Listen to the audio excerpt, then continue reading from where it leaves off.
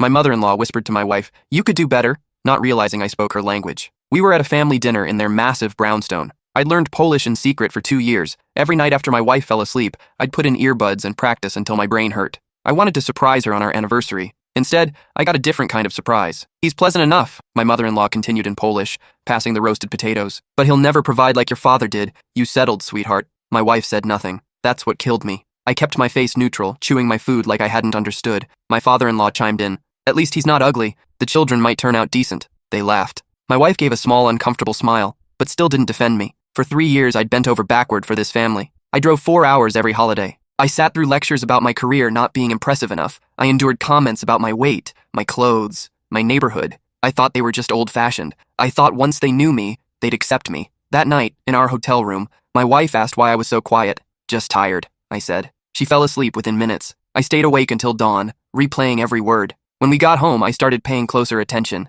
I requested to work from home more often and noticed things I'd missed before. The way my wife would take calls from her mother in the other room speaking in Polish, the way she'd come back looking guilty. One afternoon, I overheard her say, "I know, Mama, I'm working on it." Working on what? I couldn't ask without revealing I understood. So I waited, watched, documented. 2 weeks later, I found the emails. My wife had been in contact with a divorce attorney, her mother's recommendation. They'd been planning this for 6 months. The strategy was clear. Wait until I finished paying off her student loans, then file. I'd paid off $94,000 of her debt in 3 years. Money I'd saved since I was 19. The emails detailed everything. How to hide assets. How to frame the narrative. How to ensure I'd be the one who looked unreasonable when it ended. Her mother's final message read, "Once you're free of him, we'll find you someone worthy of this family." I didn't confront her. Not yet. Instead, I called my brother. He's an attorney specializing in family law. We talked for 4 hours. He helped me understand my options, what to protect, how to prepare. For the next 2 months, I played the perfect husband. I smiled at her family dinners. I nodded when her father lectured me about investments. I even thanked her mother for the Polish cookbook she gave us. In English, of course. Meanwhile, I quietly separated our finances. I documented every payment I'd made toward her loans. I gathered evidence of the conspiracy.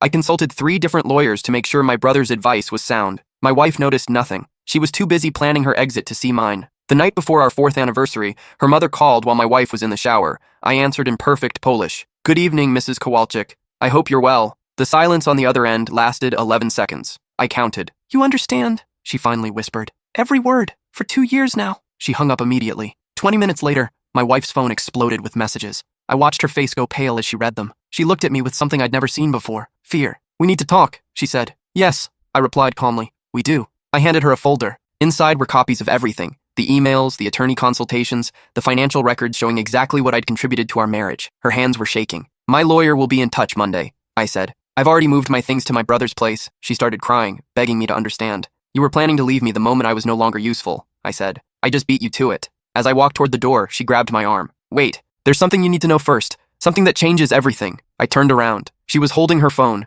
showing me a photo I'd never seen before. It was an ultrasound image, dated 3 days ago. My legs went weak. I grabbed the doorframe to steady myself. "I found out Tuesday," she said, tears streaming down her face. "I was going to tell you tomorrow, on our anniversary." I stared at the image, the tiny blur in the center, the measurements along the side, 7 weeks, 3 days. "You're lying," I heard myself say. "This is another manipulation. Call my doctor, right now." She thrust her phone at me. "Her number's in my recent calls, Dr. Wierzbicki. Ask her yourself." I didn't call. I couldn't move. My wife, soon-to-be ex-wife, sank onto the bed, still holding the ultrasound. "I know what I did was wrong," she whispered. "I know the emails looked terrible, but I was confused. My mother has been in my head my whole life, telling me I deserved better, that you weren't good enough." I started believing her. I started planning an exit I wasn't even sure I wanted. I said nothing. "But when I saw that test come back positive," she continued, "everything changed. I realized I didn't want to leave. I wanted this. Us. A family. I was going to tell my mother to stop. I was going to delete everything. You were going to tell her to stop," I repeated flatly. "After 6 months of planning my destruction? Yes. After I paid off nearly $100,000 of your debt?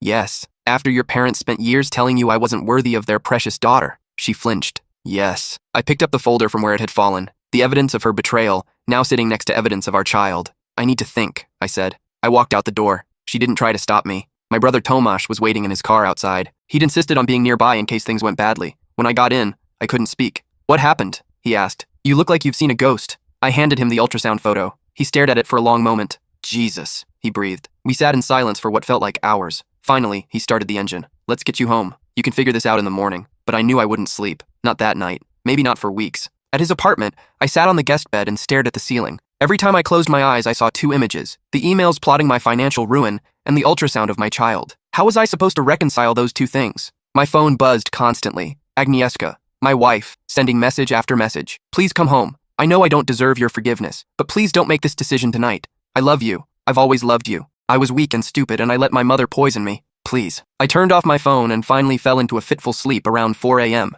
The next morning, Tomasz made coffee and sat across from me at his kitchen table. So, he said carefully, what are you thinking? I don't know what to think. He nodded. That's fair. This is complicated. She was going to take everything from me. She and her family were planning it for months. I know, but now there's a baby. I know that too. I wrapped my hands around the coffee mug, trying to absorb its warmth. What would you do? Tomasz sighed. I can't answer that for you, but I can tell you what I know as a family lawyer. Tell me. If this goes to divorce and there's a child involved, everything changes. Custody, support, visitation, it becomes about what's best for the kid, not what's fair to either parent. If you leave now, you'll still be tied to her for at least 18 years. So I'm trapped either way. Not trapped, but connected. There's a difference. I stared into my coffee. What if the baby isn't mine? Tomasz raised an eyebrow. Do you have reason to believe that? No, but after everything I've learned, I don't know what to believe anymore. Then we request a paternity test. That's simple enough. I nodded slowly. And if it is mine, then you decide what kind of father you want to be, and what kind of co-parent you're willing to have. The word co-parent hit me like a punch. 24 hours ago,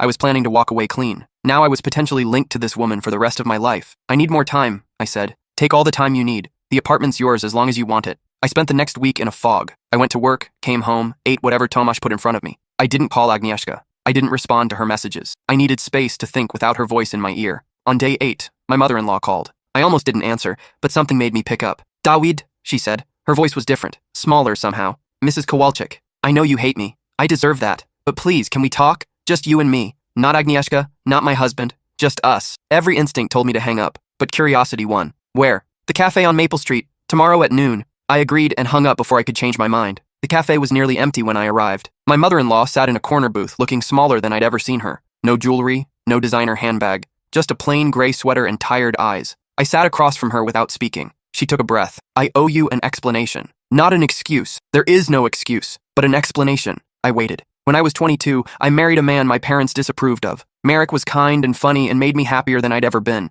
But he wasn't wealthy. He wasn't connected. My family told me I was throwing my life away. She paused, stirring her tea. 3 years later, Marek was killed in a factory accident. No life insurance, no savings. I was 25 with a 2-year-old daughter and nothing. I had to go back to my parents with my hand out begging for help.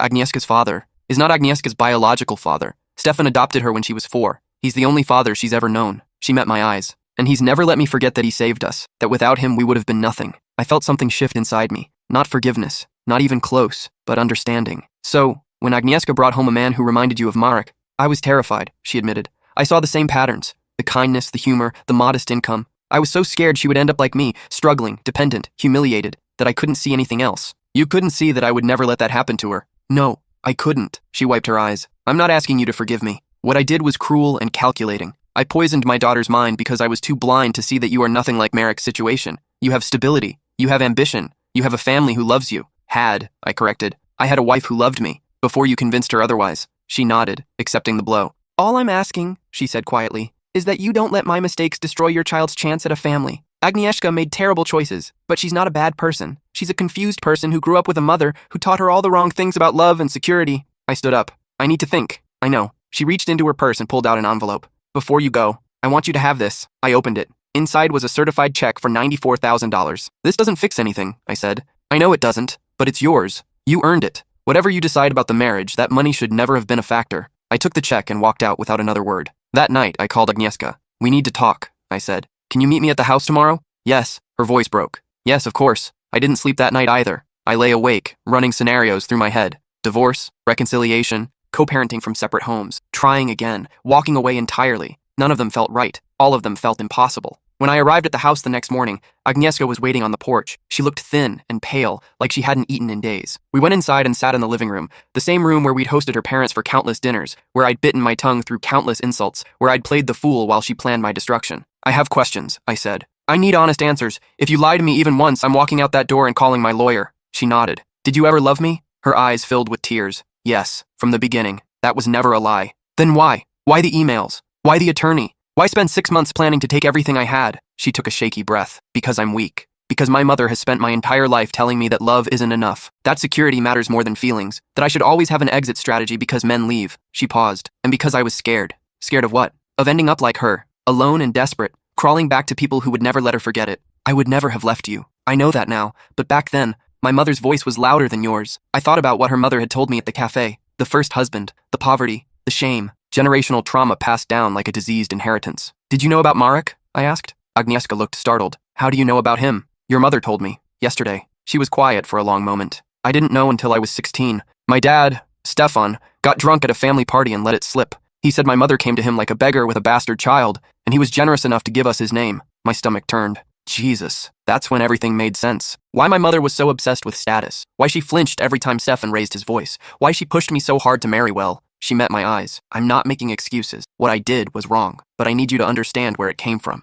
Understanding where it came from doesn't make it hurt less. I know. We sat in silence for a while. Finally, I asked the question that had been burning inside me for 9 days. Is the baby mine? She didn't look away. Yes, I've never been with anyone else. Not once in 4 years. Will you take a paternity test? If that's what you need, yes, absolutely. I nodded. I need it. Then I'll schedule it tomorrow. I stood up and walked to the window. Outside, the neighborhood was quiet, normal. Families walking dogs, kids riding bikes. The world going on like nothing had changed. I don't know if I can forgive you, I said. I'm not asking for forgiveness. Not yet. I know I haven't earned it. What are you asking for? She came to stand beside me, not touching, just close. A chance to show you who I really am. Not the person my mother made me, but the person I want to be. The person who loves you more than she fears being poor. I turned to look at her. Her mascara was smeared. Her hands were trembling. She looked nothing like the polished, confident woman I'd married. But there was something in her eyes I recognized. Something real. This is what I'm willing to do, I said slowly. I'll stay in the guest room. We'll go to counseling. Together and separately. You'll cut contact with your parents until a therapist says you're ready. And if at any point I find out you're lying to me or planning anything behind my back, I'm gone.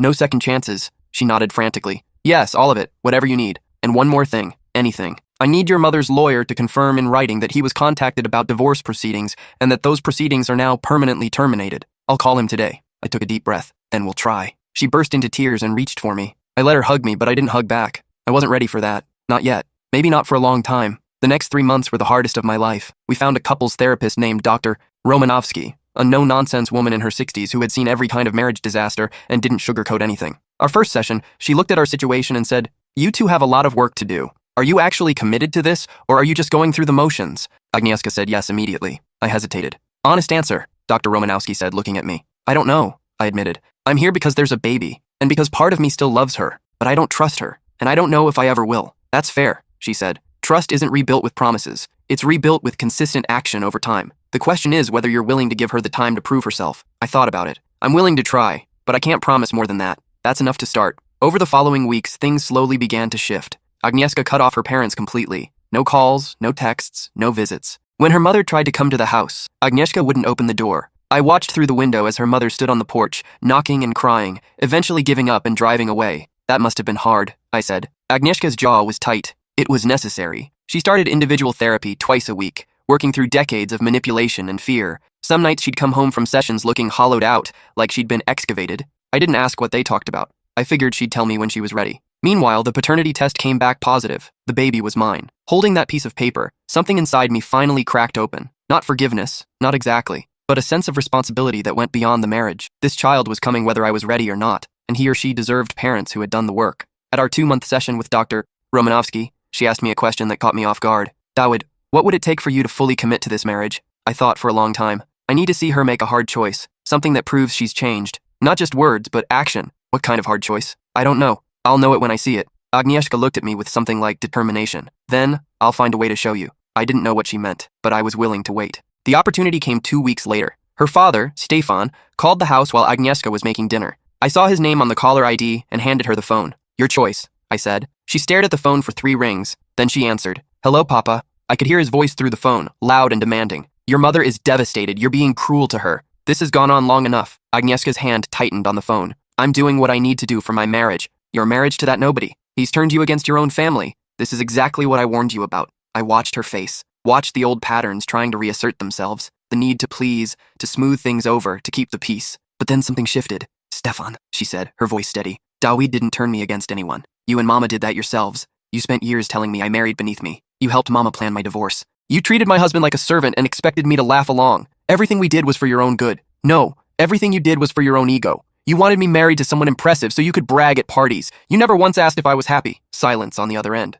"And the way you treated Mama all those years," Agnieszka continued, her voice breaking, "throwing Marek in her face, making her feel like she owed you for giving us a home. That's not love. That's control. How dare you? I dare because I'm finally seeing clearly. I'm not going to raise my child in that toxicity. If you and Mama want to be part of our lives, you'll go to therapy. You'll apologize to Dawid, sincerely. And you'll stop trying to control us. Or what? Agnieszka looked at me. In her eyes, I saw something new. Strength. Or we're done. Permanently. She hung up. Her hands were shaking. Tears were streaming down her face. But she was smiling. Was that the hard choice you needed to see? She asked. I crossed the room, and for the first time in months, I hugged her back. Yes, I said. It was. That night, sleeping in the master bedroom together for the first time since everything fell apart, I finally let myself believe that we might make it. Not because she'd said the right words, but because she'd done the hard thing. Our daughter was born on a rainy Tuesday in October. We named her Zofia, after Agnieszka's grandmother, the one family member who had always treated everyone with kindness, regardless of their bank account. Holding Zofia for the first time, all the anger and hurt I'd been carrying seemed to lift.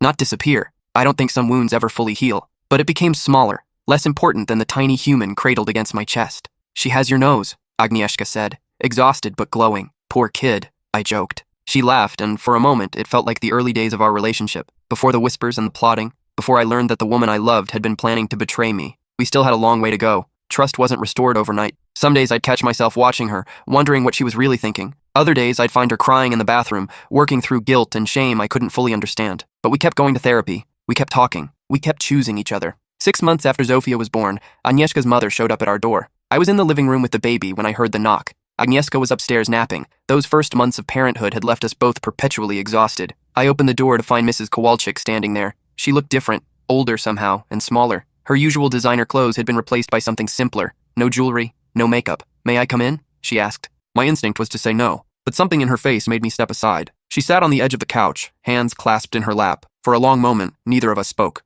I've been going to therapy, she finally said, 3 times a week. A woman named Dr. Adamska, who specializes in trauma and family systems. Okay, she helped me understand some things. About my marriage to Marek. About what happened after he died. About the choices I made with Stefan. I waited. I've spent my whole life terrified of being poor and alone, and I passed that terror to my daughter. I made her afraid of loving someone who couldn't protect her from the world. She looked at me. But you did protect her. You've been protecting her since the day you met. I tried, I said. You made it difficult. I know. She wiped her eyes. I don't expect you to forgive me. I'm not sure I deserve forgiveness, but I wanted you to know that I'm working on changing, that Stefan and I are in couples therapy, dealing with things we should have addressed decades ago. The baby stirred in my arms. Mrs. Kowalczyk looked at her granddaughter with an expression I'd never seen on her face. Pure love, uncomplicated by calculation. She's beautiful, she whispered. She is. Dawid, she met my eyes. I know I have no right to ask, but someday when you're ready, could I be part of her life? I want to be different for her than I was for Agnieszka. I want to show her that her grandmother can learn from her mistakes. I thought about it. Thought about the woman who had called me worthless in Polish at her own dinner table, the woman who had helped plan my financial ruin, the woman who had nearly destroyed my marriage. But I also thought about what I'd learned in therapy, about the cycle of trauma, about how hurt people, about how breaking the chain requires someone, somewhere to choose differently. I can't promise anything, I said. That decision isn't mine alone to make, but I won't stand in the way of a relationship with Zofia if Agnieszka agrees, and if you continue doing the work. She nodded, tears streaming down her face. Thank you. That's more than I deserve. One condition. Anything. Stefan apologizes too, in person, to my face. She hesitated, then nodded. I'll make it happen. She left without trying to see Agnieszka or hold the baby. I respected her for that. When Agnieszka woke up, I told her what had happened. She listened in silence, her face unreadable. What do you think? I asked. I think, she paused. I think people can change, if they really want to, if they do the work. Are you willing to give her a chance? She looked at Zofia, sleeping peacefully in her bassinet. For Zofia's sake, I'm willing to try. 2 weeks later, Stefan came to our house. He stood in our living room, uncomfortable and defensive, clearly dragged there against his will. My wife says I need to apologize, he said stiffly. That's not an apology, I replied. That's a statement about what your wife said. His jaw tightened. For a moment, I thought he'd storm out, but something held him there. Maybe the therapy, maybe his wife's ultimatum, maybe something deeper.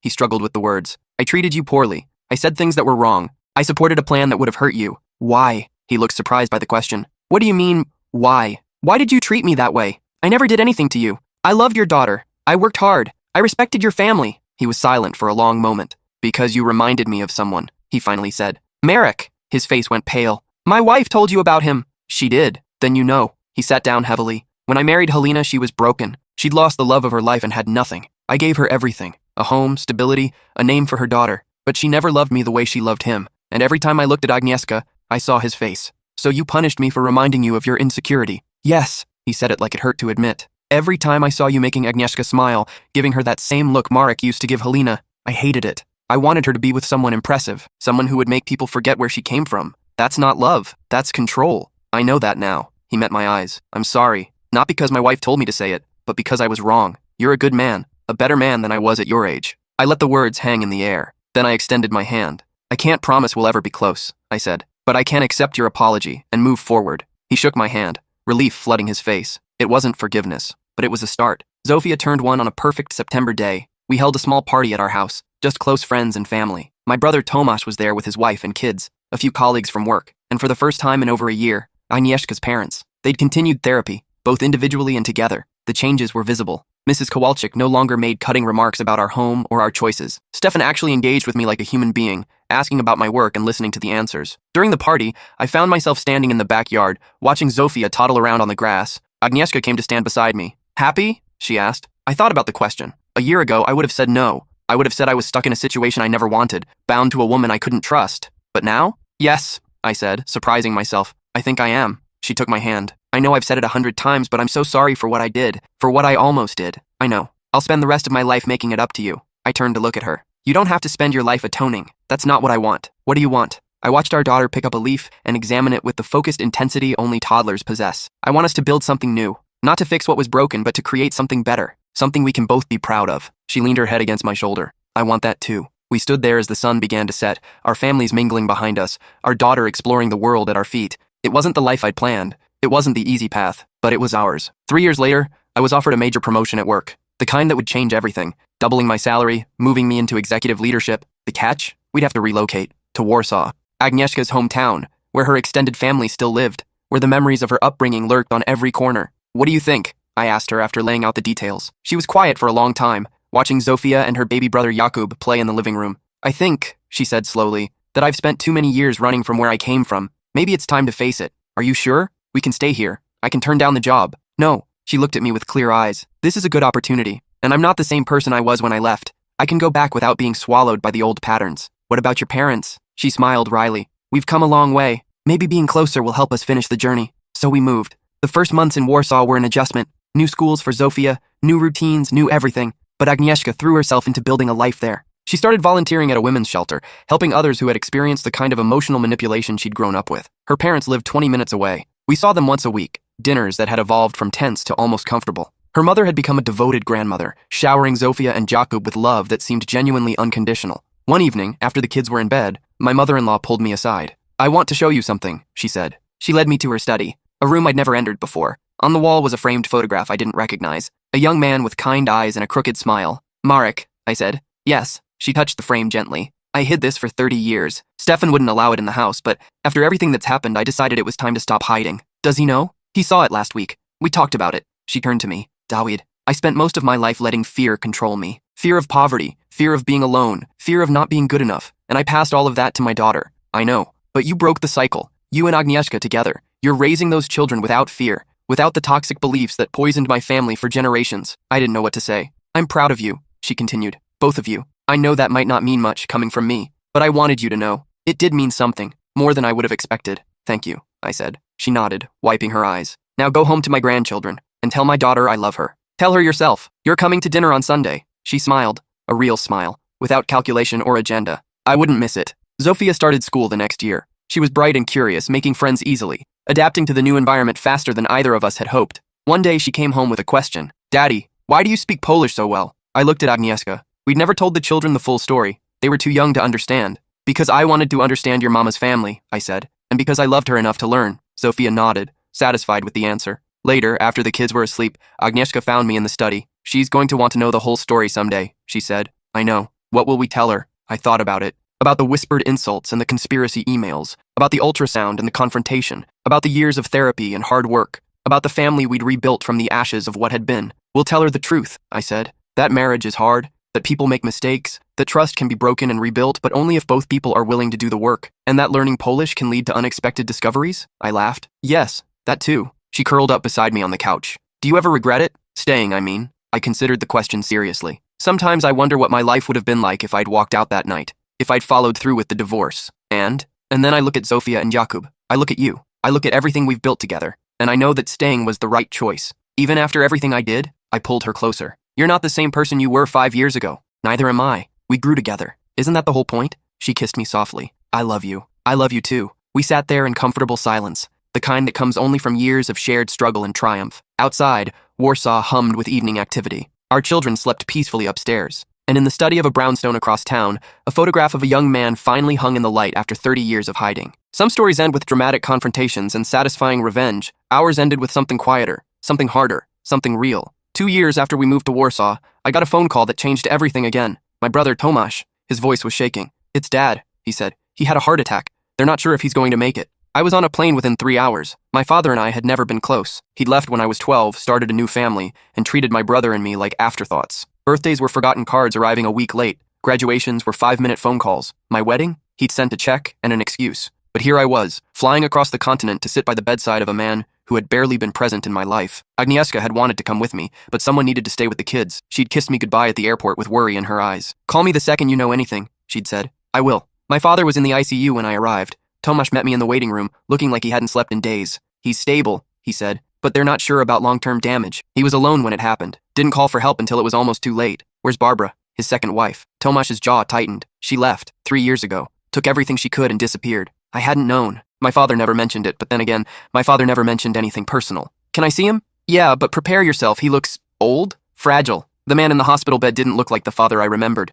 The imposing figure who had towered over my childhood was gone, replaced by a shrunken, pale stranger hooked up to machines. His eyes fluttered open when I entered. "Dawid?" His voice was barely a whisper. "I'm here." He tried to smile. "You came." "Of course I came." He gestured weakly for me to sit. I pulled a chair close to the bed. "I didn't think you would," he said. After everything, you're still my father." His eyes filled with tears. "I don't deserve that." "Probably not. But here I am anyway." We sat in silence for a while, listening to the beeping of machines. "I made so many mistakes," he finally said. "With your mother, with you and Tomasz, with Barbara. I kept thinking I'd fix it later. There was always going to be more time. And now? Now I'm 72 and alone in a hospital room, wondering if I'll see another birthday. I thought about my own marriage, about the near miss, the rebuilt trust, the daily work of loving someone imperfectly. "It's not too late," I said. "Not completely." "You really believe that?" "I have to. Otherwise, what's the point?" He reached for my hand with surprising strength. "Tell me about your life," he said. "Really tell me. Not the polite version. I want to know who my son became." So I told him everything. The whispered Polish at the dinner table, the discovery of the divorce plans, the ultrasound that changed everything, the years of therapy and rebuilding, the move to Warsaw, Zofia and Jakub, the family we'd created from the wreckage of betrayal. When I finished, he was crying openly. "You did what I never could," he whispered. "You stayed and fought for it. It wasn't easy. Nothing worth doing ever is." I spent 2 weeks at my father's side. Tomasz and I took shifts, ensuring someone was always there. We talked more in those 14 days than we had in the previous 14 years. On day 10, my father was moved out of ICU. The doctors were cautiously optimistic. On day 12, Agnieszka flew in with the kids for a weekend visit. I watched my father meet his grandchildren properly for the first time. Not a quick hello at a family gathering, but a real introduction. Zofia, now 5, was suspicious at first. She'd heard stories about the grandfather who never came around. But children have a capacity for forgiveness that adults often lose. By the end of the day, she was sitting on his bed, showing him drawings and chattering about school. "She's beautiful," my father said to me that night, after everyone had gone to sleep. "She has your mother's eyes. Don't tell Mom that. She might actually kill you." He laughed weakly. "Fair enough." He was quiet for a moment. Then, "I'm sorry, Dawid, for all of it. I know that doesn't fix anything, but I need you to hear it. I hear it. Will you give me a chance? To be a real grandfather? To know your family?" I thought about my own journey with Agnieszka's parents. The slow rebuilding, the hard work, the rewards that came only after the pain. "Yes," I said, "I'll give you a chance, but you have to earn it. Show up, be present, don't disappear again." "I won't. We shook on it. The years that followed weren't easy, but they were full. My father recovered enough to travel. He visited Warsaw twice a year, staying in our guest room, playing with the grandchildren, slowly becoming the presence he'd never been before. Agnieszka's relationship with her parents continued to evolve. Her mother became someone I actually enjoyed spending time with, a transformation I never would have predicted 5 years earlier. Her father remained awkward but genuine, his walls slowly coming down with each family dinner. Tomasz and his family grew closer to us after Dad's heart attack. Shared crisis has a way of bonding people. Our kids became best friends, spending summers together, creating memories we'd never had ourselves. And Agnieszka and I? We built something I hadn't known was possible. Not a perfect marriage. I don't believe those exist, but a resilient one.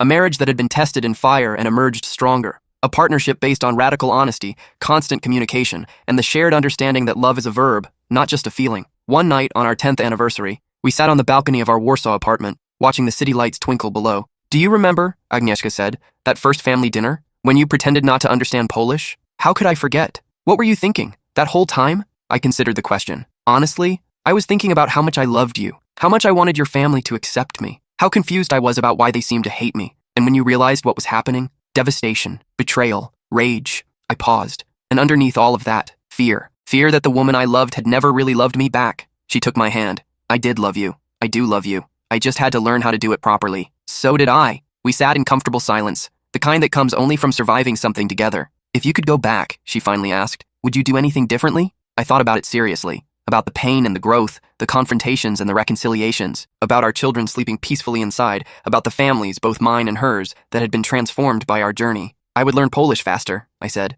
She laughed. That's it? That's the only change you'd make? Well, that and maybe not wear that awful sweater to your parents' house the first time. The green one with the reindeer? I loved that sweater. Your mother hated it. My mother hated everything back then. It wasn't personal. It felt personal. She leaned her head against my shoulder. I know, and I'm sorry. Again, forever. You don't have to keep apologizing. I want to. Reminding myself of how far we've come helps me appreciate where we are. I kissed the top of her head. In that case, apology accepted. Again, forever. Zofia started middle school. Jakub started kindergarten. Life accelerated in the way it does when children are growing and careers are demanding, and there's never quite enough time for everything. But we made time for each other. Weekly date nights, annual trips without the kids, daily rituals of connection, morning coffee together before the chaos began, evening walks when we could manage them. The hard work never stopped. Some months were easier than others. Old insecurities would flare up. Old patterns would threaten to reassert themselves. But we learned to recognize the warning signs, to address problems before they festered, to choose each other even when, especially when, it was difficult. On my 45th birthday, I came home to find the house decorated with streamers and balloons.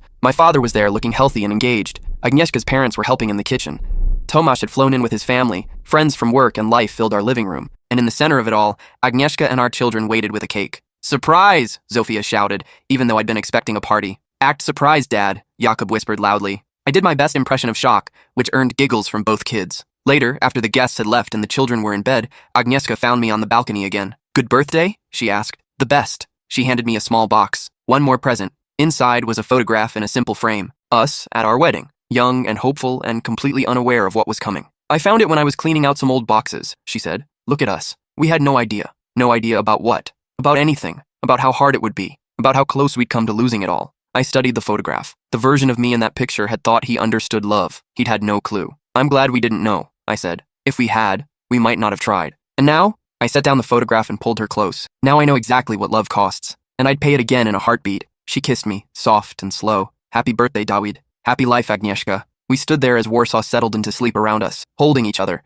grateful for every hard-won moment that had brought us here. 20 years after that first family dinner, I was an old man sitting in a different kitchen, our kitchen. In the house we'd bought together, in the neighborhood we'd chosen together, in the life we'd built together. Zofia was 24 now, working as a translator. She'd inherited my love of languages. Jakub was 19, studying engineering, already smarter than me in ways that made me proud. Agnieszka was across the table, silver streaking her dark hair, lines marking her face in ways that only made her more beautiful. What are you thinking about? She asked. That dinner, the one where I first heard the whispers. She winced slightly. Even after all these years, the memory carried weight. Why are you thinking about that? Because Zofia's bringing her boyfriend to meet us tomorrow, and I was wondering what we'll whisper about him when he's not paying attention. Agnieszka smiled. Nothing bad, I hope. Only good things. And if we have concerns, we'll voice them directly. Like functional adults? Like functional adults. She reached across the table and took my hand. We really did it, didn't we? Broke the cycle. I thought about her parents, both gone now. Her mother 3 years ago, her father just last spring. They'd become people I genuinely mourned. Her mother had spent her final years as a devoted grandmother,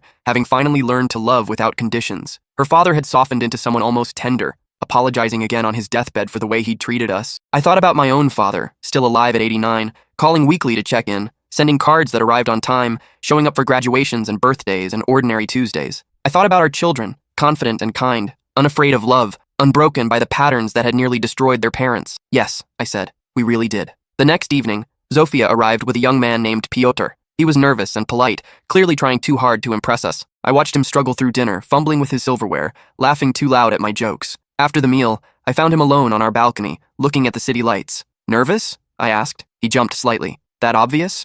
I've been where you are, meeting the parents of the woman you love, wanting desperately to be accepted. Zofia says you and her mom had a rough start. That's one way to put it. He was quiet for a moment. She said you almost didn't make it. That something happened early in your marriage that nearly ended everything. Did she tell you what? No. She said it was your story to tell, if you ever wanted to. I considered him, this nervous young man who loved my daughter, who reminded me in some ways of myself at his age, eager and earnest and completely unaware of what real marriage required. Maybe someday I will, I said. For now, just know this. Love isn't enough. It's necessary but not sufficient. You also need honesty and courage. and the willingness to do hard things when everything in you wants to run away. That's not the romantic advice I was expecting. Romance is for movies. I'm talking about reality. The question isn't whether you'll face problems, you will. The question is whether you'll face them together or let them drive you apart. He nodded slowly. Zofia's worth facing anything. Good answer. I clapped him on the shoulder. Welcome to the family, such as it is. He smiled, relief flooding his face. Later, as Agnieszka and I cleaned up from dinner, she caught me smiling. What? She asked.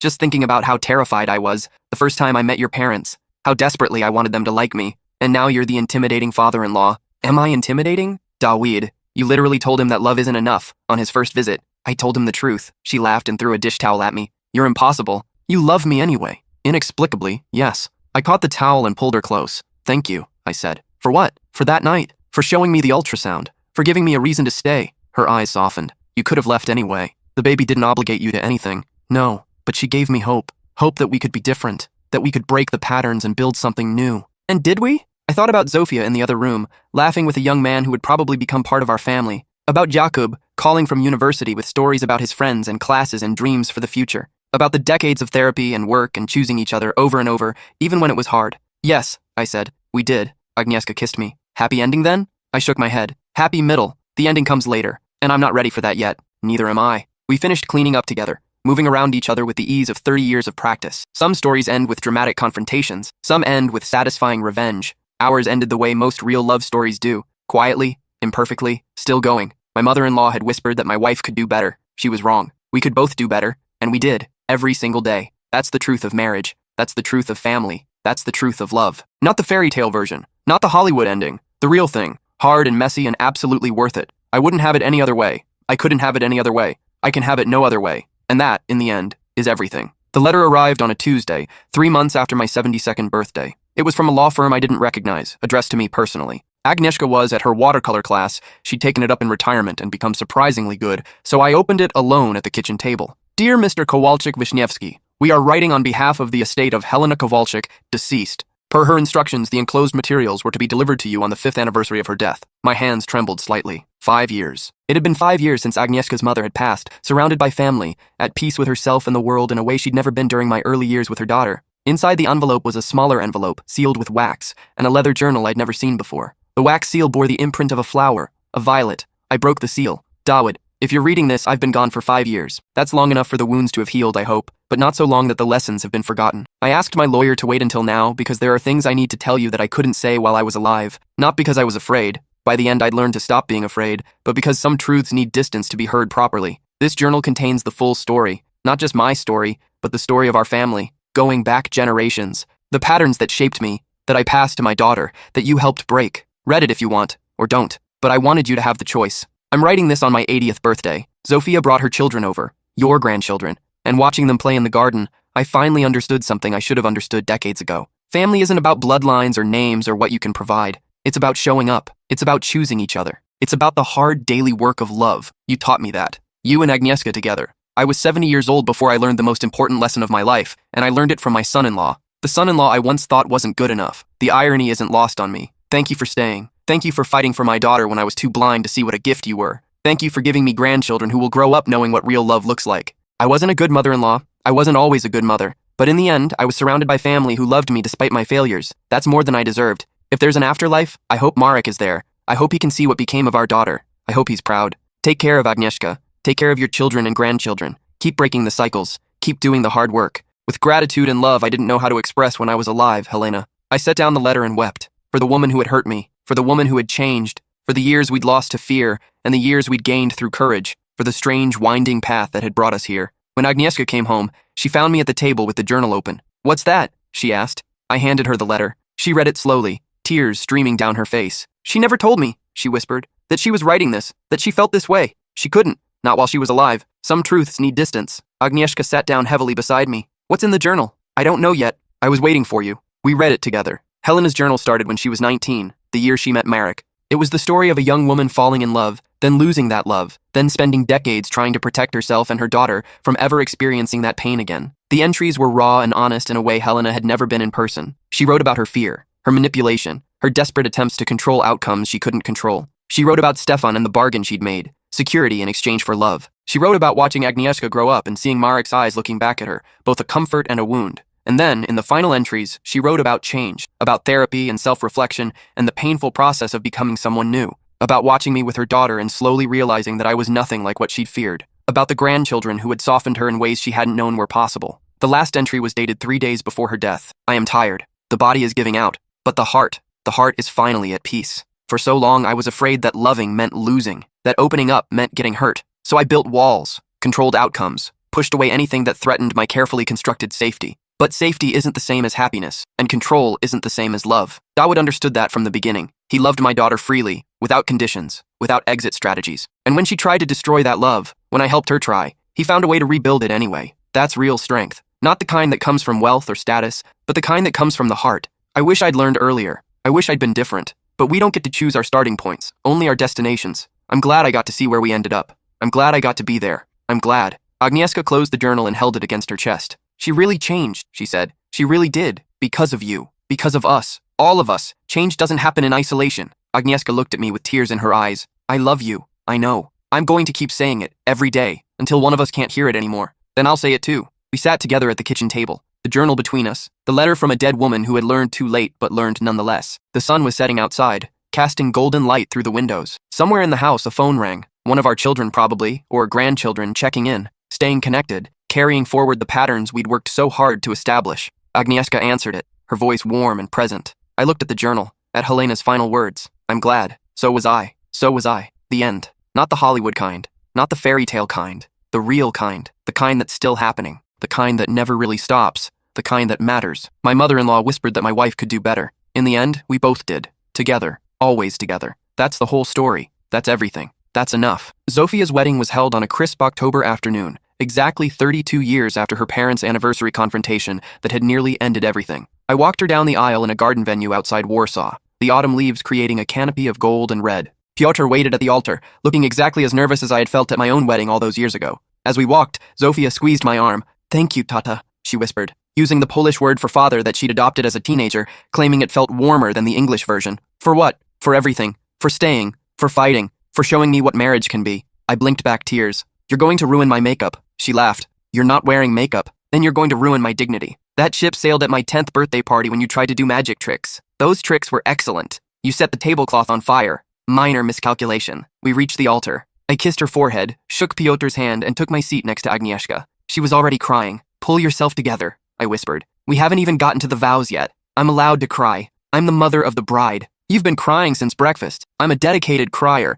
It's my best quality. I took her hand. The ceremony was beautiful. Zofia and Piotr had written their own vows, speaking about partnership and patience and choosing each other through whatever came. When they exchanged rings, I thought about my own ring, still on my finger after more than 3 decades. The same ring I'd almost taken off that night I walked out the door, certain my marriage was over. The same ring I'd kept on, even in my darkest moments. Because some commitments are worth keeping, even when they hurt. At the reception, Jakub gave the toast. He'd grown into a confident young man, an engineer who'd inherited his mother's determination and, hopefully, his father's stubbornness. I want to tell you about my parents, he began, and I felt Agnieszka tense beside me. Don't worry, I murmured. I don't think he's going to reveal any family secrets. Jakub continued. Most people would describe their parents as loving or supportive or embarrassing, and mine are all of those things. But what I've always admired most is their persistence. He looked at us, and I saw the child he'd been, now fully grown, speaking with adult understanding about things he'd witnessed without fully comprehending. My parents didn't have an easy road. I don't know all the details. They've kept some things private, which is their right, but I know enough to understand that what they have wasn't given to them. They built it, brick by brick, year by year, through difficulties I can only imagine. Agnieszka's hand tightened on mine. So here's what I want to say to my sister and her new husband. Marriage isn't a destination.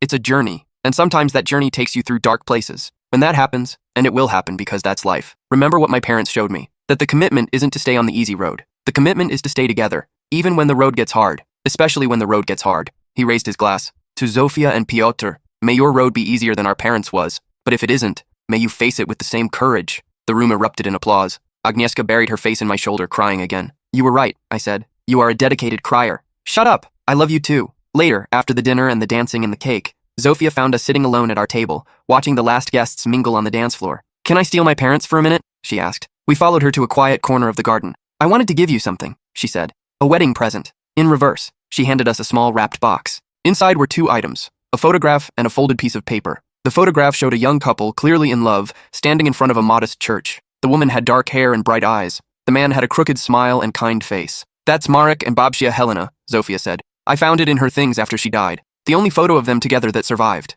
Agnieszka's breath caught. I've never seen this. I know. She hid it for years. But I thought you should have it now. Both of you. The folded paper was a letter written in Helena's handwriting. To whoever finds this is the only photograph I have of my first husband, Marek. I hid it for decades because looking at it hurt too much. Then I hid it because I was ashamed. Ashamed of the choices I made after he died. Ashamed of the woman I became. But shame is a poor reason to destroy memories. Marek taught me that love is worth risking everything for. It took me most of my life to remember that lesson. And I only remembered because a young man named Dawid loved my daughter enough to stay when anyone else would have left. Whoever finds this photo, please give it to Agnieszka and Dawid. Tell them it's a reminder that love can survive anything, even death, even betrayal, even decades of fear. Tell them I'm grateful. Tell them I understand now. Tell them I love them.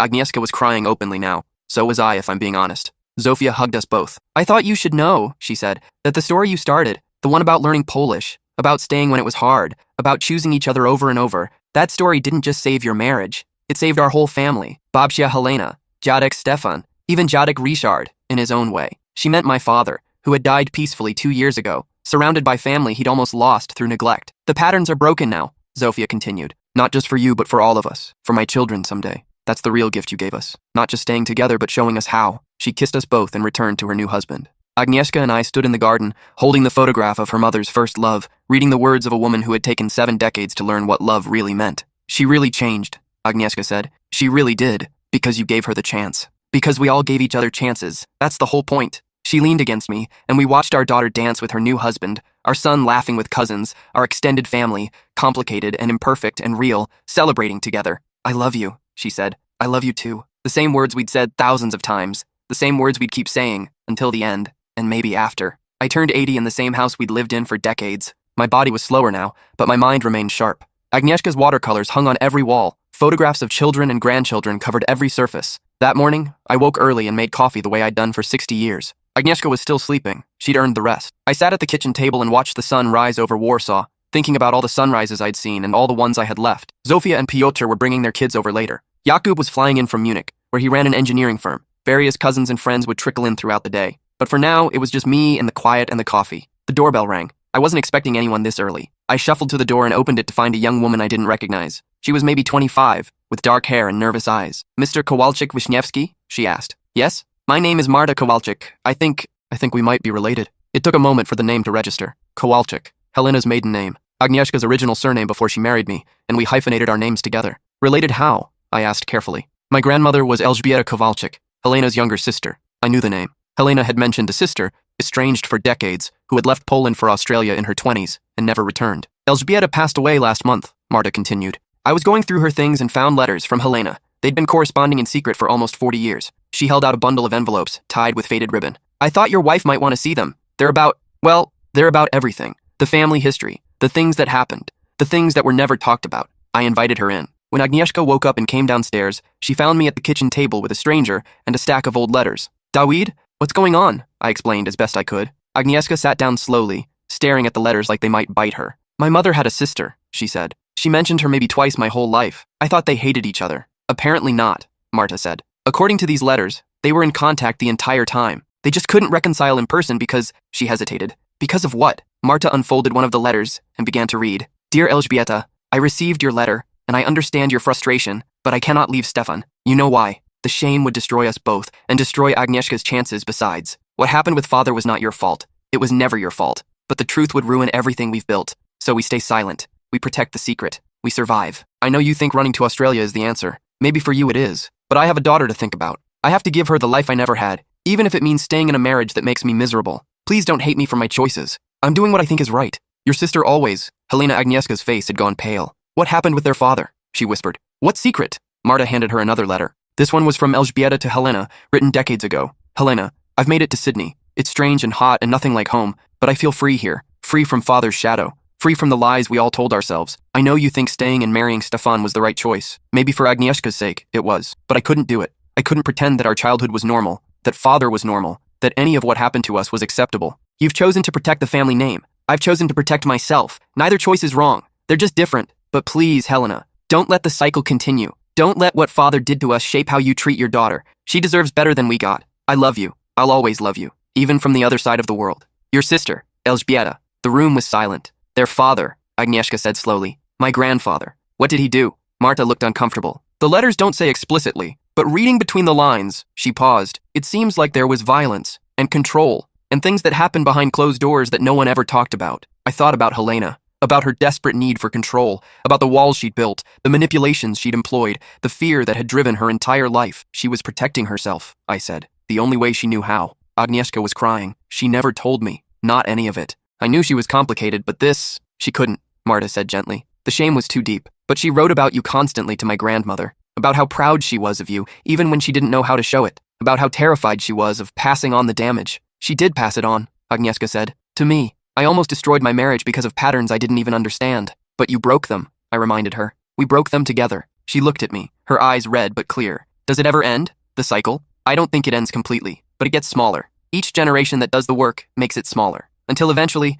hopefully, it becomes just a story. A warning from the past, not a trap. Marta stayed for the birthday party. We introduced her to Zofia and Jakub, to the grandchildren, to the extended family that had grown from so much pain. She fit in immediately, this long-lost cousin from across the world. Another thread connecting past and present, another piece of the story we were all part of. That night, after everyone had left and the house was quiet, Agnieszka and I sat on our balcony one last time. 80 years old, she said. You're officially ancient. You're only 2 years behind me. 2 very dignified years. I laughed. Nothing about us has ever been dignified. She took my hand.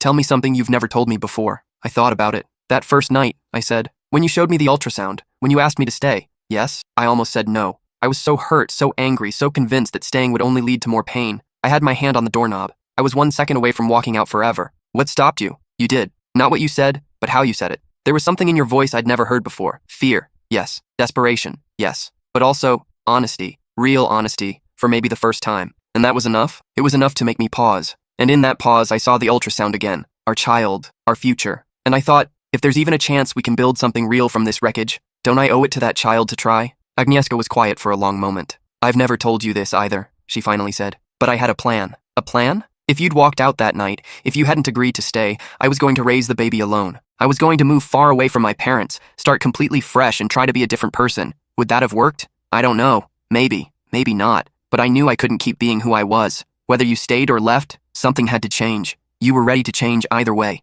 I was ready to try. That's all any of us can do. We sat in silence, watching the stars appear over Warsaw. I'm glad I stayed, I said. I'm glad you stayed too. I'm glad for all of it. The pain and the growth and the hard work, the children and grandchildren and this ridiculous life we built. Ridiculous? In the best way. Who could have predicted this? That first dinner with your parents, me pretending not to understand Polish, having no idea what was coming. Who could have predicted we'd end up here? No one, she agreed. That's what makes it ours. I looked at her. This woman I'd married, almost lost, fought for, and grown old with. She was 80 years old now, white-haired and wrinkled and more beautiful to me than ever. I love you, I said. I know, she replied. You've been saying it for 60 years. And I'll say it for 60 more if you'll have me. She laughed. We might run out of time before then. Then I'll say it faster. She kissed me, soft and familiar. Happy birthday, old man. Happy life, old woman. We stayed on the balcony until the stars filled the sky, holding hands, grateful for every moment that had brought us here. The story wasn't over. It never would be. Not really. Because love isn't a destination. It's a journey. And ours was still going. Still growing. Still worth everything it cost.